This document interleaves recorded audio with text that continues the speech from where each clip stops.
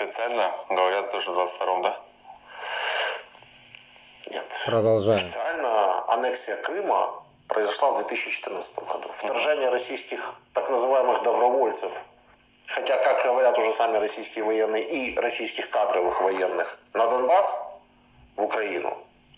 Абу Малай или живой останется, или умрет инда. Неизвестно.